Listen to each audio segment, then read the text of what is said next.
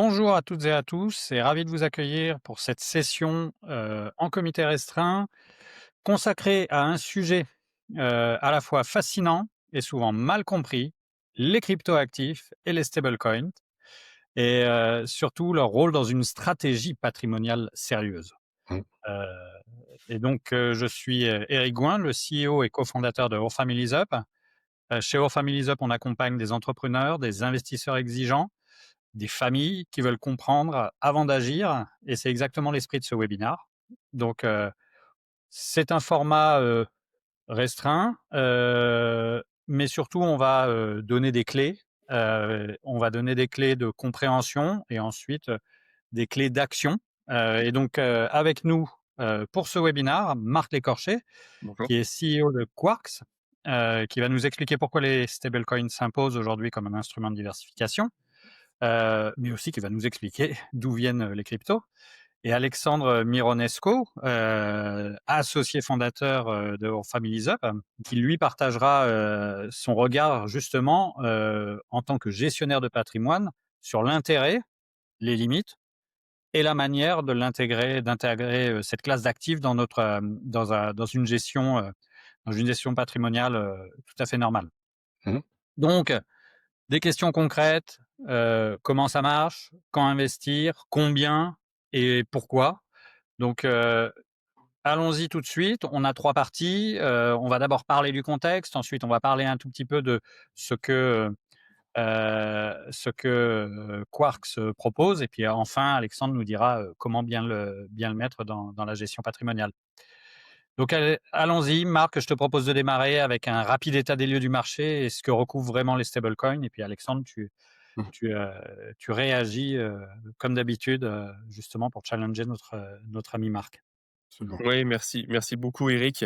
Hem, du coup, le marché des cryptos et des stablecoins sont rentrés dans une phase, depuis début 2024 d'institutionnalisation de cette classe d'actifs. Ils avaient connu des phases, auparavant, c'était plutôt les 15 dernières années, ça a été la découverte des cryptos, notamment par le biais de Bitcoin, réserve de valeur hors 2.0. Qui a connu, on va dire la phase de découverte en 2011, qui a fait ses preuves de première monnaie, où on pouvait échanger des biens et des services, souvent sur des plateformes, illicites et c'est pour ça que ça lui a un peu collé à la peau. Après on a découvert Ethereum et la programmabilité des blockchains en 2017 avec, le boom, des ICO et donc là, à nouveau une forte volatilité sur le prix des cryptoactifs. Et en 2021, on a vu arriver l'art numérique avec les NFT. Et donc de nouveaux cas d'utilisation des cryptoactifs qui ont perdu un peu de leur intérêt ces dernières années. Et là, on est arrivé dans une phase beaucoup plus mature et beaucoup plus intéressante aussi pour les investisseurs qui veulent investir sur cette classe d'actifs avec moins de volatilité. C'est l'institutionnalisation de cette classe d'actifs. Ça se manifeste comment?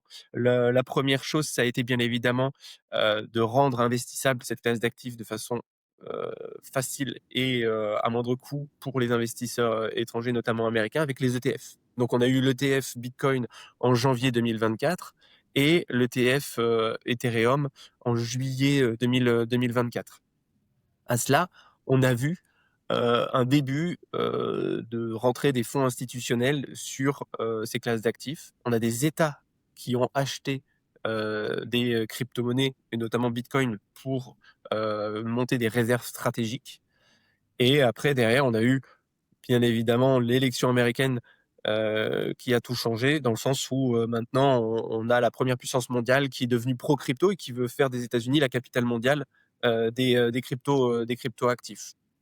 À cela, on ajoute, les DAT, Digital Asset Treasuries, donc ces entreprises, qui ont pris conscience, de la nécessité de diversifier, leurs réserves de trésorerie avec des actifs rares comme Bitcoin, mais pas que.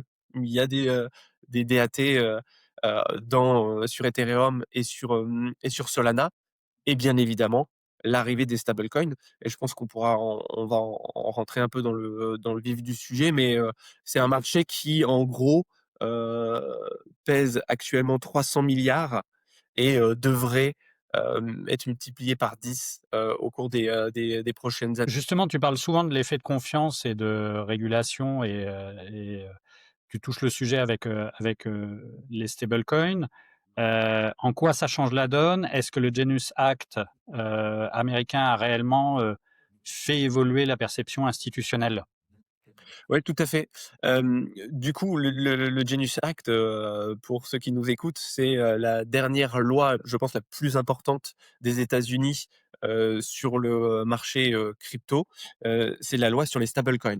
Heu, pour rappel très rapide, un stablecoin, c'est un dollar, digital et donc du coup, c'est un dollar qui est mis sur la blockchain et en contrepartie, c'est un dollar investi dans des obligations du Trésor américain.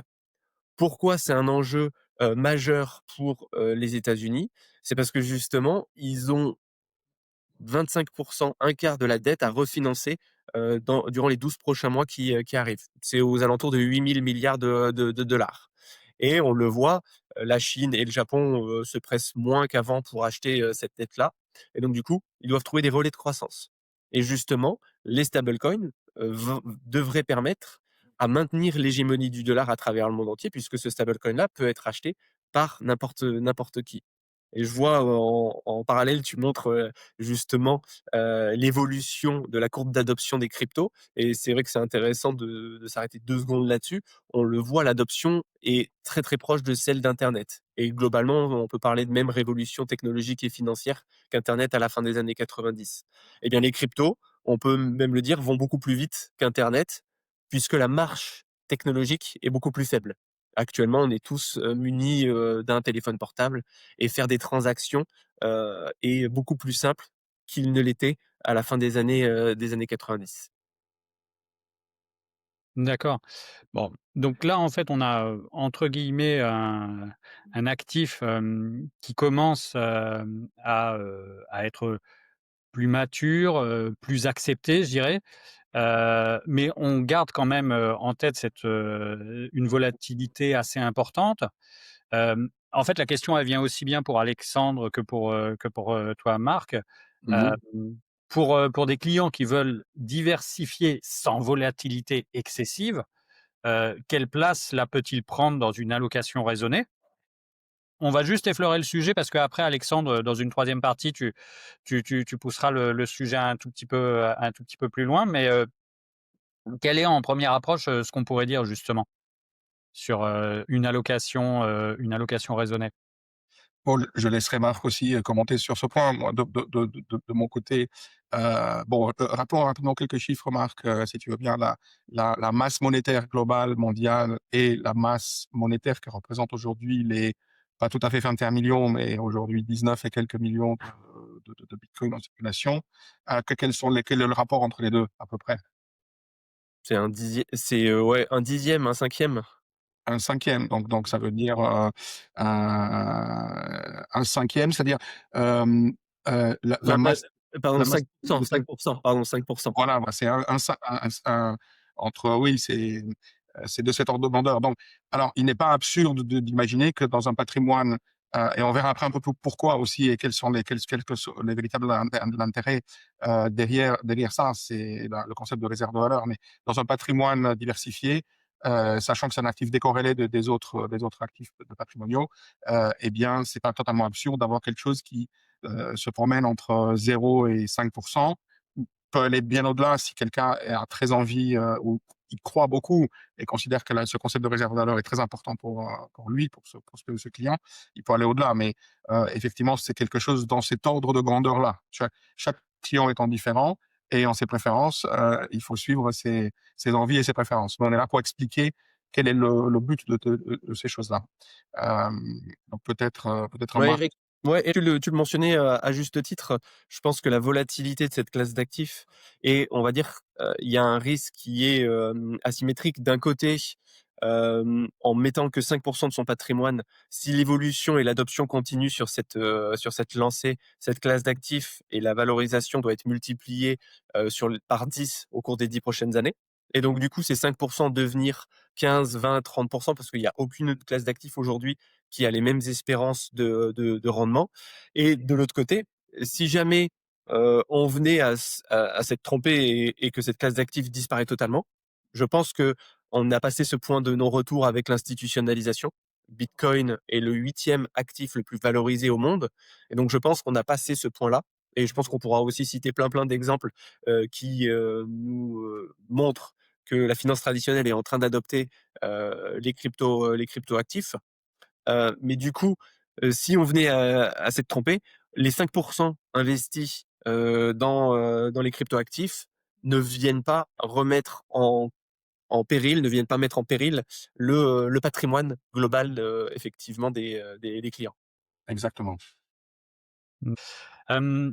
Alors, bon, on voit bien, il y a des sujets, notamment et je reviens sur les stablecoins, rapidement. Ça permet de stabiliser un tout petit peu les allocations qu'on peut faire en crypto. Dans ce cas-là, moi, je voudrais savoir comment, toi, Marc et Quarks, ta société, justement, vous proposez, à vos clients, de travailler avec les cryptos, les stablecoins, sachant qu'en fait, les freins historiques à ce type, d'investissement sont en train d'être levés, quoi. Ouais, le stablecoin, donc c'est, vraiment un dollar digital, permet, dans une allocation, diversifiée, en crypto, de venir réduire la volatilité et c'est aussi ça le but, hein. On est sur des classes d'actifs avec une volatilité entre 40 et 60, donc c'est vraiment très loin de tout ce que les investisseurs peuvent connaître, quand investissent même dans les marchés actions heu, les plus volatiles. Et donc du coup, nous, on va venir intégrer une partie, de stablecoin dans nos mandats, pour justement réduire effectivement cette volatilité et cette exposition-là et bénéficier aussi de l'opportunité, sur le marché, d'acheter plus bas et de profiter des mouvements de baisse. C'est ce qui a été le cas là, récemment. On a plutôt un portefeuille qui est, heu, protégé par des stablecoins. D'accord, Rappelons rapidement que le stablecoin, c'est en fait, effectivement, c'est comme, de la crypto-monnaie, mais simplement il y a un bon du trésor américain qui est, collatéralisé en quelque sorte derrière chaque stablecoin. Par conséquent, il se comporte comme, le dollar et non pas, différemment comme le bitcoin qui va fluctuer par rapport au dollar. Le stablecoin va se comporter exactement comme un compte courant en dollars. Simplement, il va être rémunéré puisqu'en fait, il bénéficie du rendement sur le T-bill américain qui est derrière. Le premier stablecoin, en fait, a été créé en 2016 par, la société Tether, qui a, des 160 milliards de stablecoins actuellement, donc c'est assez massif et c'était pour les traders qui, justement achetaient et vendaient du bitcoin et ils voulaient plus être, dans ces phases-là aussi toujours exposés au risque de la volatilité du bitcoin et c'est comme ça que Tether, justement s'est développé, depuis, ces 10 dernières années et on le voit le Genius Act, on l'a dit, est un enjeu pour maintenir l'hégémonie du dollar, mais ça va amener des liquidités assez considérables sur cet écosystème-là. Et qui va en bénéficier? C'est Ethereum et Solana, qui sont les 2 blockchains qui, on le voit, là où, sont mintés, c'est-à-dire créés les stablecoins. On a des exemples concrets, hein, Amundi, la semaine dernière, a annoncé la création d'un fonds monétaire de 5 milliards sur Ethereum. C'est des chiffres qui sont, assez parlants. d'accord. Donc, Quarks, comment vous faites? Donc du coup, nous, Quark. Qu'est-ce qui fait que vous êtes différent et que vous allez apporter la sécurité aux clients? Ouais, bien sûr. Quartz, on est une société de gestion, en crypto-monnaie, spécialisée en crypto-monnaie, régulée, auprès de l'autorité des marchés financiers et donc ça, c'est intéressant aussi, on en a pas parlé, mais le cadre réglementaire, permet aussi maintenant, aux investisseurs de choisir des partenaires qui sont régulés. À la différence d'il y a de ça 5 ans où, il y avait pas de cadre réglementaire et c'était un petit peu le Far West et on est passé du Far West au family office. Donc voilà, c'est assez, assez Ça tombe bien. intéressant et ça tombe bien, exactement. Et donc c'est ça, hein, ça s'inscrit dans cette institutionnalisation et nous, chez Quarks, on s'inscrit pleinement dans ce développement réglementaire-là en Europe par le biais de la nouvelle loi MiCA. Et donc du coup, une fois qu'on a dit ça, nous, on travaille avec les professionnels du patrimoine comme Our Families Up pour proposer des mandats de gestion sécurisés. Et je pense que c'est un des points aussi qui est important pour les clients qui pourraient se dire, bah, je vais plutôt le faire tout seul. Et donc là, il prend la responsabilité de la sécurisation des actifs. Ce qu'il faut savoir, c'est qu'on dépense des sommes considérables sur la sécurisation des actifs et la cybersécurité de l'entreprise Quarks. C'est aussi des exigences de la part de l'AMF, l'Autorité des marchés financiers. Et ensuite, derrière, on a différents mandats qui viennent répondre aux besoins des clients sur cette classe d'actifs pour s'exposer. On a 2 mandats de gestion active et un mandat de gestion passive, un ETF-like, avec les 5 plus grosses cryptos. 5 cryptos les plus capitalisées qu'on va rebalancer mensuellement. Et donc ça permet aux clients de s'exposer de façon passive c'est juste le slide d'après, sur le mandat top 5, voilà, sur les 5 plus grosses crypto-monnaies du marché.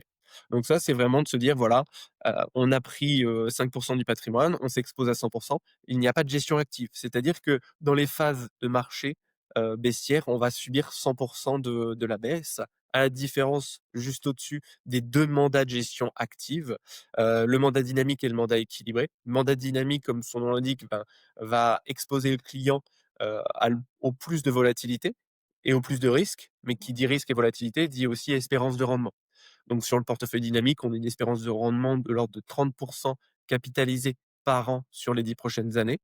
Ce qui veut dire que si l'adoption continue, on est à l'aise pour communiquer une performance de 30% par an au client. Ça veut dire qu'un client qui nous confie 100 000 euros, on est à l'aise pour lui dire qu'on lui rendra 1 million dans les 10 prochaines années, avec toute la volatilité qu'il va y avoir.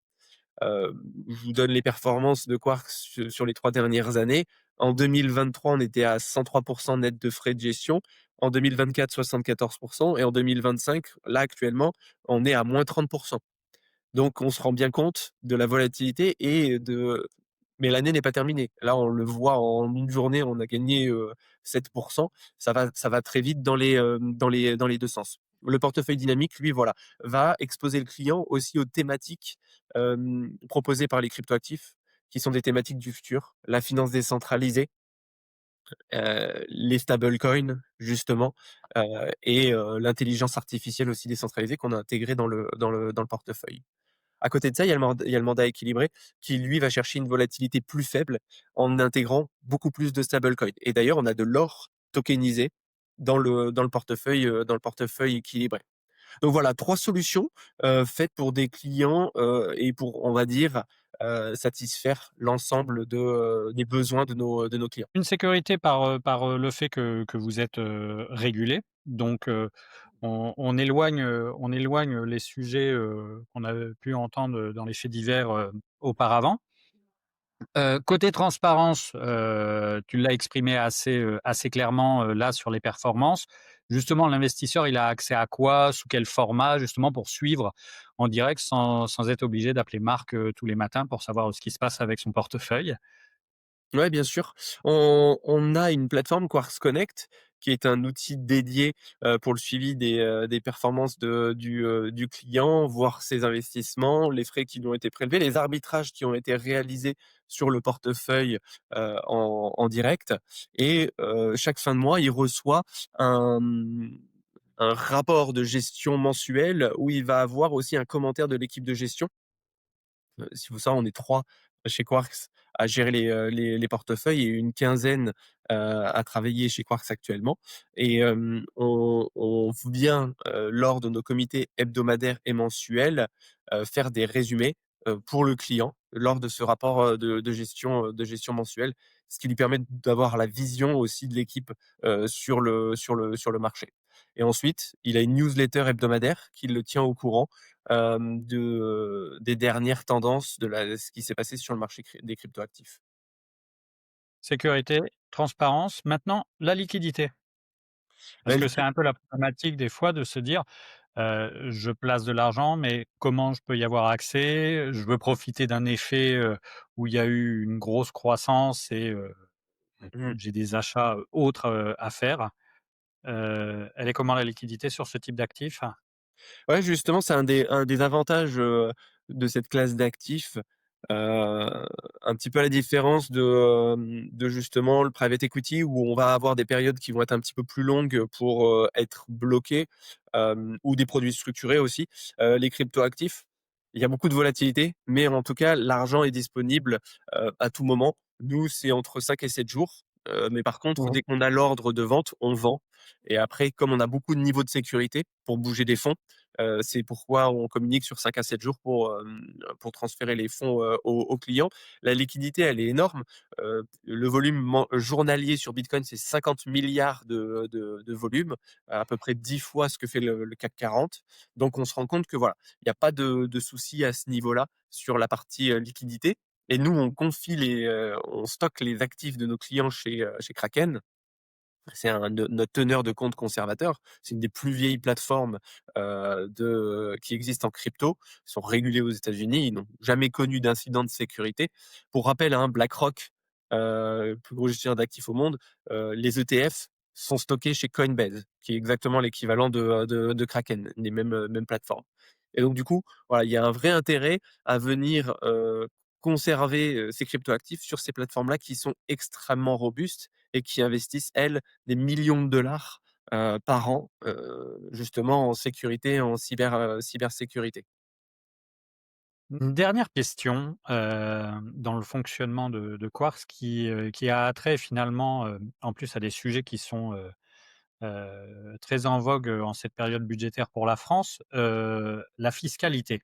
Il y a eu plusieurs, moments un peu, confus. Comment ça se passe justement? Alors vous ne faites pas la fiscalité, mais tout au moins comment vous supportez les clients pour que, ce soit, le plus, transparent, vis-à-vis de l'administration fiscale? Alors, on fait pas la fiscalité, oui et non. On l'a fait puisque, on passe par un partenaire, qui s'appelle Conta Crypto, spécialisé justement dans la fiscalité des cryptoactifs et donc on fournit à nos clients, personnes physiques ou personnes morales, des, rapports, des fameux IFU, crypto, imprimés fiscaux uniques crypto pour les personnes physiques et un fichier d'écriture comptable à donner à son expert comptable pour les entreprises.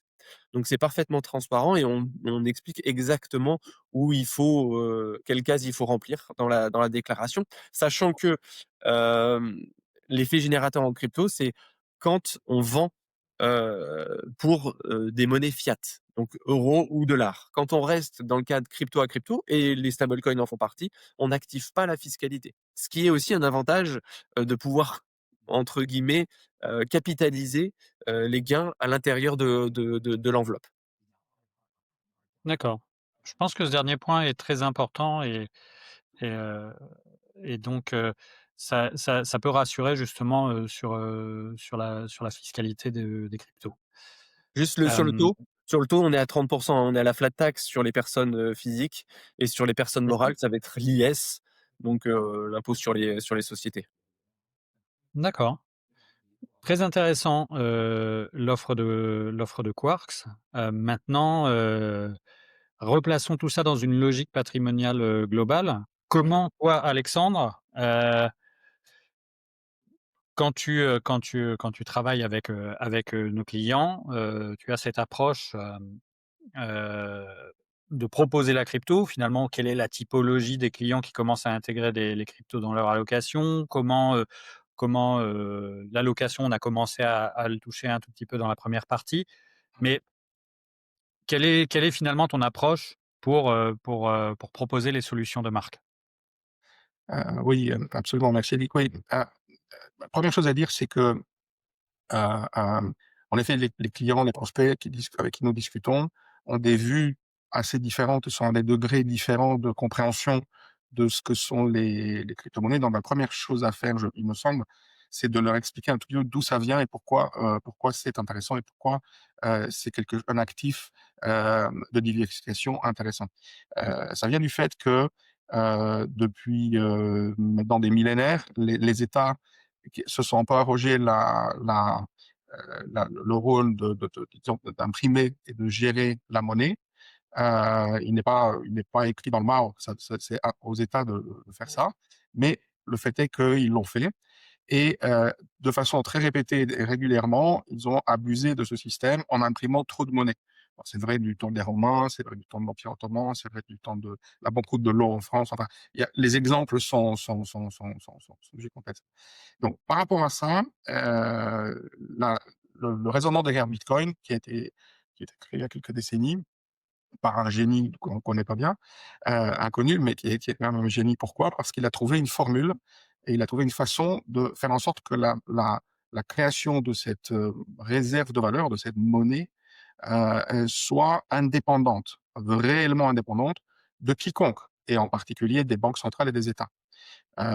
Et en cela, il a trouvé quelque chose qui a 5 caractéristiques, 3 qui sont les mêmes que ont les monnaies dites fiat, c'est-à-dire le dollar et l'euro principalement.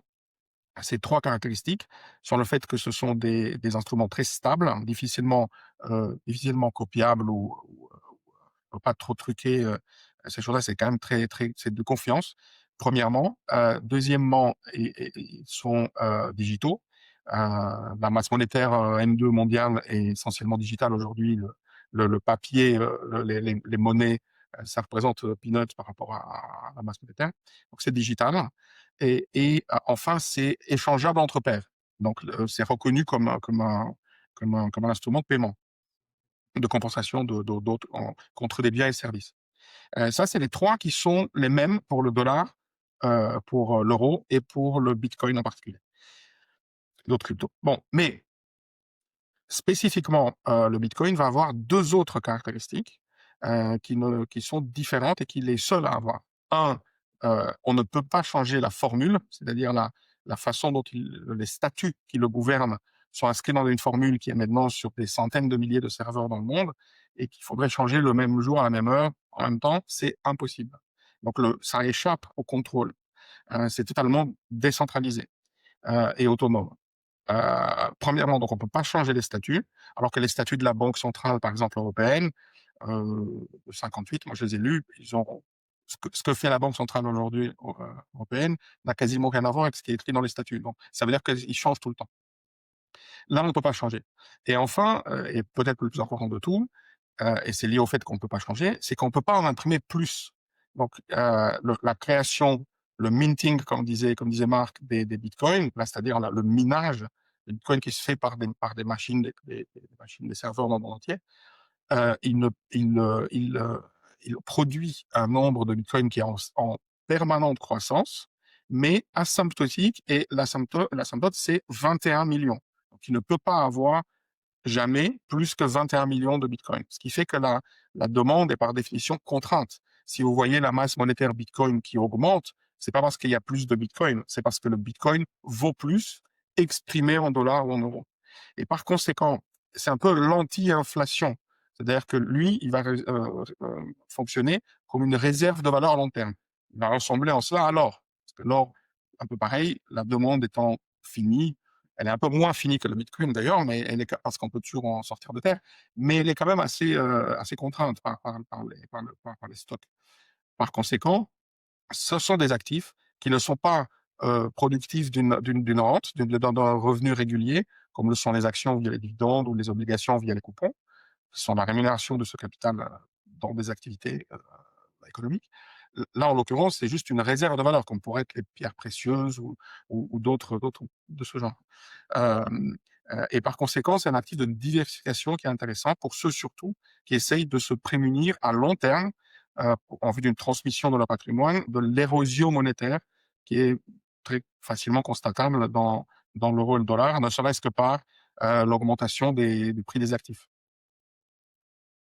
Et donc, D'accord. pour répondre à la question, Eric, sur quelle est la place dans le patrimoine, bon, on a un peu touché un mot là-dessus.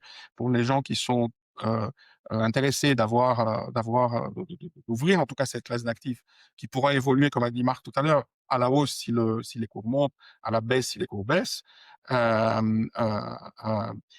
bien, quelque chose qui est entre 2% et 5% paraît raisonnable. On peut aller au-delà si on est très enthousiaste sur le concept. Moi, je pense toutefois qu'il faut rester dans ce type de pourcentage, de même que sur l'or, puisque nous, comme nous raisonnons par rapport à un client sur son épargne constituée ou son capital, par exemple, s'il a cédé une entreprise dont il était le fondateur, par exemple, eh bien, cette masse-là, en grande partie, nous lui suggérons de l'investir dans l'économie, et donc notamment soit via des portefeuilles liquides gérés par des partenaires en gestion déléguée, à peu près sur le même modèle que celui de Quarks, mais sur des actions, obligations, des choses qui ont un rendement, tout en étant tout aussi disponible à tout moment. Et par ailleurs, sur du private equity qui, comme on l'a dit tout à l'heure, est très illiquide, c'est-à-dire qu'on ne maîtrise rien pendant 10 ans. Simplement, ça crée beaucoup plus de valeur. Les taux de rendement euh, euh, sont bien plus élevés, se rapprochent plutôt des rendements dont on a parlé sur la crypto, plutôt que des rendements d'un portefeuille équilibré sur des actions obligations. D'accord, donc en fait, on peut dire que sur un portefeuille global où on aurait, des actions, des obligations, du private equity et de la crypto, on est dans un continuum de risques et un continuum de, de rendement, qui va du plus petit au plus grand, et en fait, c'est l'équilibrage qu'il faut faire, dans son propre portefeuille et là, pour le moment, on est plutôt sur du 2-5%, 10% pour, ceux qui sont moins averses, au risque, on pourrait dire, C'est ça. mais ça reste effectivement un choix. Bah, c'est Exactement. vraiment ceux qui sont capables de supporter la volatilité Mmh. du marché. Nous, chez Quartz, on fait signer un questionnaire d'adéquation pour nous bien, voilà, pour que le client se rende compte, et que nous, on vérifie qu'il ait la capacité financière et aussi la volonté de prendre le risque d'investir sur cette classe d'actifs. Parce que c'est aussi ça, la crypto, on a eu l'exemple, le 10 octobre, hein. 10 octobre, on était à 126 000 $, 2 mois après, on se retrouve, à 90 000, et on a fait un tour par 80 000 $. Donc perdre 35 pour un actif, même comme Bitcoin, c'est encore possible. Donc c'est important de le mettre en avant. Ce qui veut pas dire que voilà, pardon? Et ce que je voulais dire, Marc, c'est que là, c'est très important, c'est que si les gens se disent oui, mais moi je préfère le faire moi-même, et ils achètent une clé USB sur laquelle ils ont leur crypto, outre le fait que c'est un peu dangereux parce que on peut perdre la clé Il y ou a de pire, possibles de perdre, oui. il y a des risques évidents autour de ça. Outre ça, c'est le fait qu'on risque de tomber dans les biais de l'esprit humain qui sont, par exemple, de se dire ah, ça a perdu 35%, donc ça va continuer à perdre encore 35%. Je vais vouloir éviter ça, je vais vendre. Et en revanche, si ça a pris 60%, après, il va dire ça va reprendre 60%, donc je vais acheter. Et en fait, on finit par faire exactement le contraire de ce qu'on devrait faire, c'est-à-dire acheter en bas et vendre en haut. Donc, ça, c'est le métier de professionnel. Et c'est pour ça que nous proposons à nos clients, nous suggérons à nos clients de faire appel à des sociétés professionnelles spécialisées qui savent faire ça, qui ont des modèles et qui ne sont pas influençables par les biais que nous avons tous, malheureusement, hein. On a Personne. beaucoup de c'est vrai Alexandre, on a beaucoup de clients qui sont venus nous voir en nous disant qu'ils avaient perdu de l'argent en crypto et de façon un peu, taquine, on leur a posé la question: «Mais comment c'est possible?» sachant que c'est la meilleure classe d'actifs sur les 10 dernières années. Bah, les biais comportementaux effectivement l'expliquent et ça s'est traduit, hein, Alexandre t'en parlait sur la récente baisse du Bitcoin. Mhm, Heu, Comme la blockchain est parfaitement transparente, on peut voir qui achète et qui vend. Et mhm, en fait, dans le mouvement, dont on a parlé à l'instant des 126 000 et que Bitcoin était descendu à 80 000, qui a vendu? On le sait parfaitement, c'est les détenteurs de très court terme. Donc, c'était les petits porteurs qui ont acheté cher et mhm, qui ont vendu avec des pertes assez importantes, 20, 30 jusqu'à 40 ceux qui ont vendu à 80 000 et qui a acheté en face? Et c'est les détenteurs de plus de 1 000 bitcoins. mhm. Donc, ce qu'on appelle les baleines. Et C'est ça. donc, les baleines ont encore une fois de plus fait peur aux petits porteurs et elles ont ramassé la mise parce que les cours effectivement de Bitcoin sont relativement bas actuellement et très intéressants pour, ces institutions qui détiennent plus de 1000 bitcoins et qui, elles, ne paniquent pas, au contraire, en profitent pour acheter la peur.